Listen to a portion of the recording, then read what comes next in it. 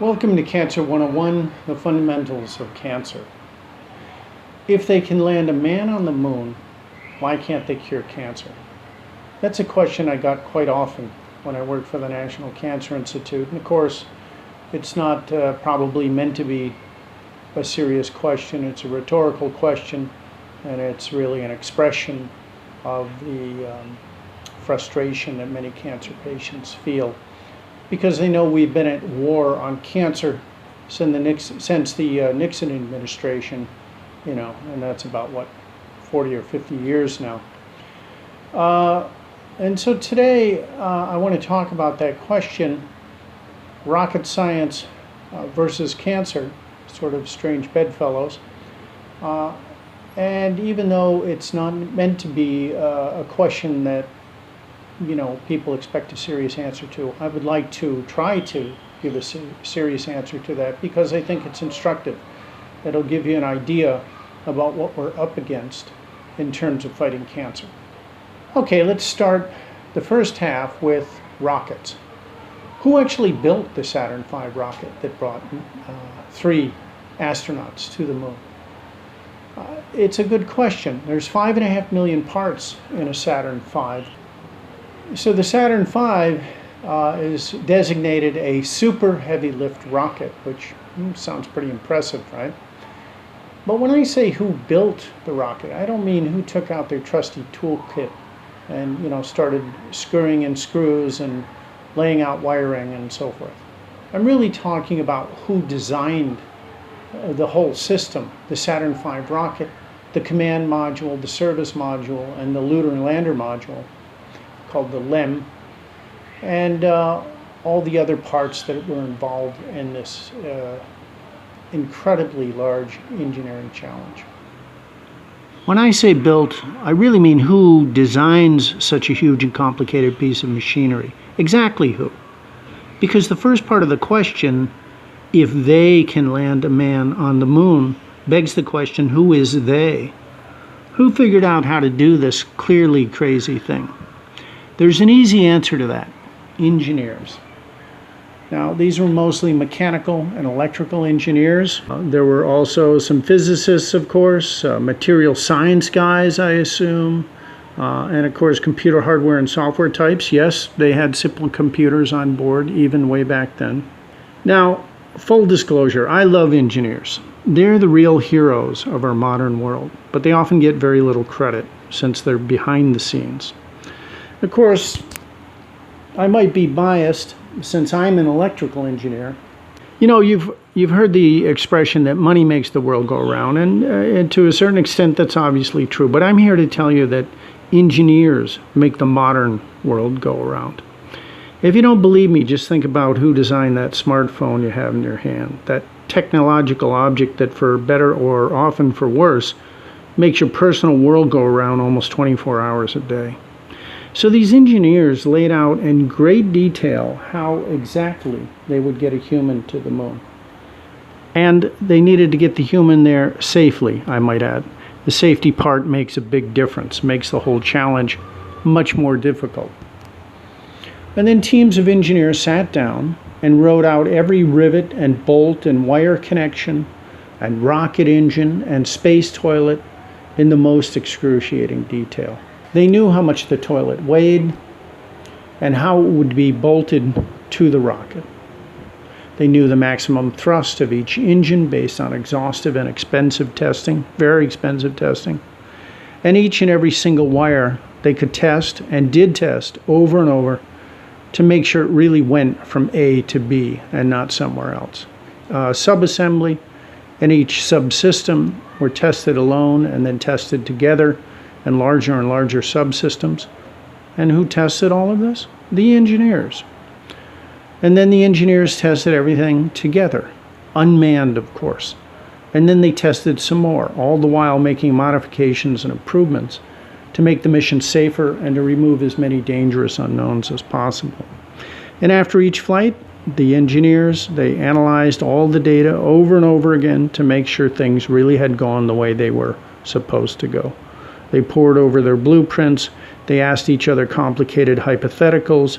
making sure they understood in the minutest detail what they had wrought.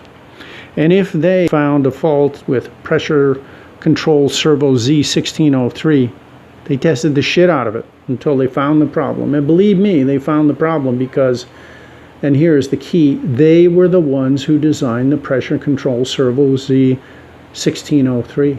They knew everything there was to know about it because they had designed it, drawn up the blueprints or the wiring diagrams for it, and built it.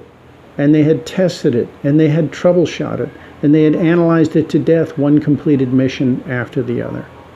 Those engineers knew the Z1603 better than their own kids.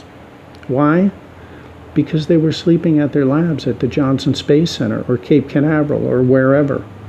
Putting a man on the moon is not for the faint of heart, and it's definitely not a 9-to-5 job.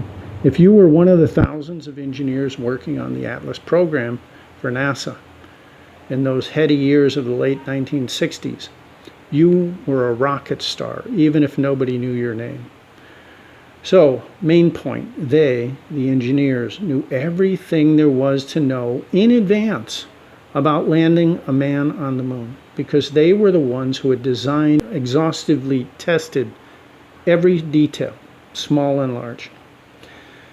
Keep in mind, when your boss at NASA said, "Who designed this piece of crap?" he had your name, social security number, and home address. Your boss might say, "This is NASA, for God's sakes. We don't accept crap work like this. We're trying to land a man on the moon." And then he'd say, "Redesign it and test the hell out of it. Put it in a vacuum chamber.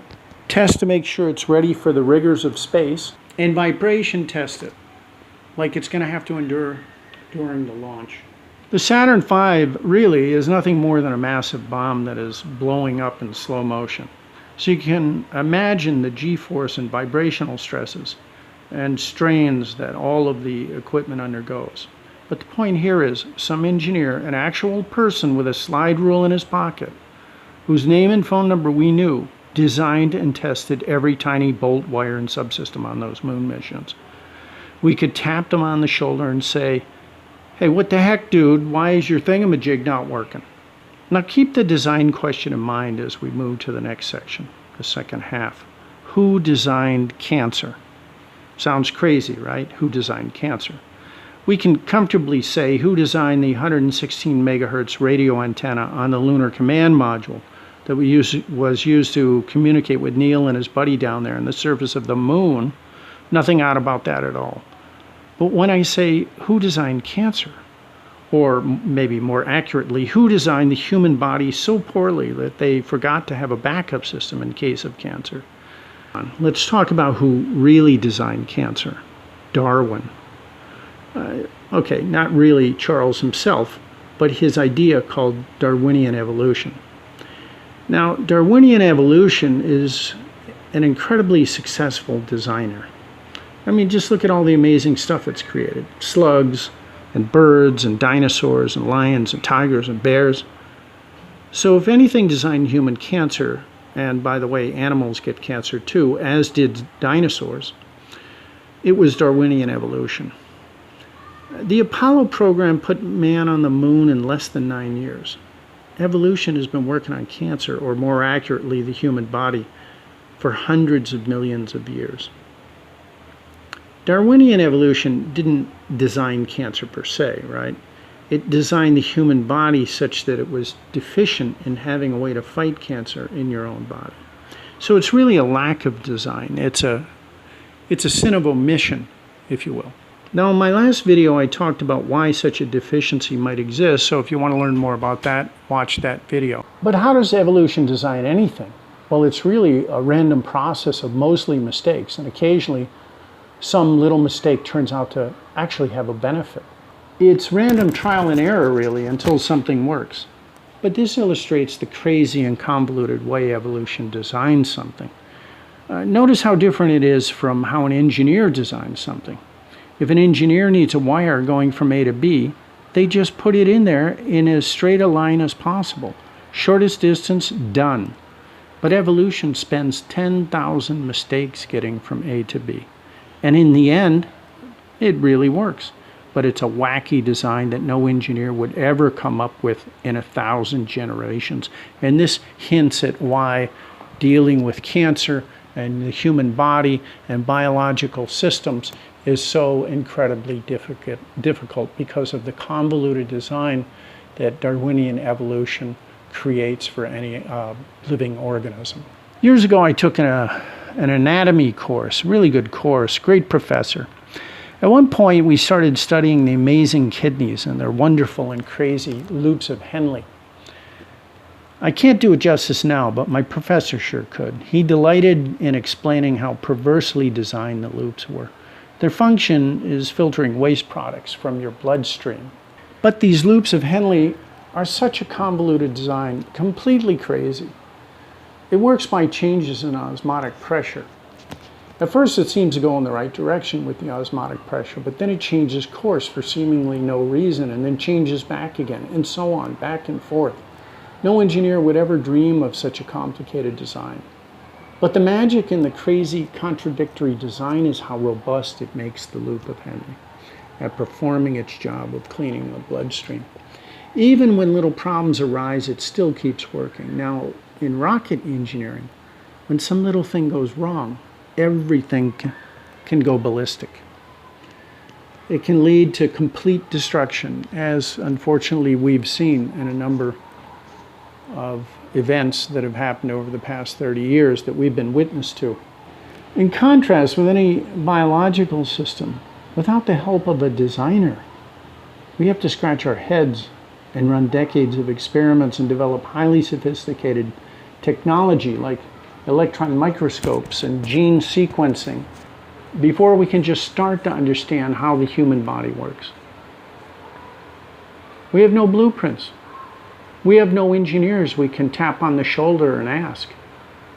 And the human body and the biology of cancer are millions of years more complicated than moonshots, literally. All we can do is scratch our heads, get to our experiments, and hope that nature, in all her convoluted and mysterious wisdom, will let us glimpse the wonders of the human body. And from a purely scientific point of view, the wonders of this truly fascinating disease called cancer. So in closing, the answer to the question of going to the moon versus curing cancer is this. Engineers designed the moonshot from scratch. They knew everything about it. Evolution designed the human body and the human body's susceptibility to cancer over millions of years. And that leaves a scratch in our head.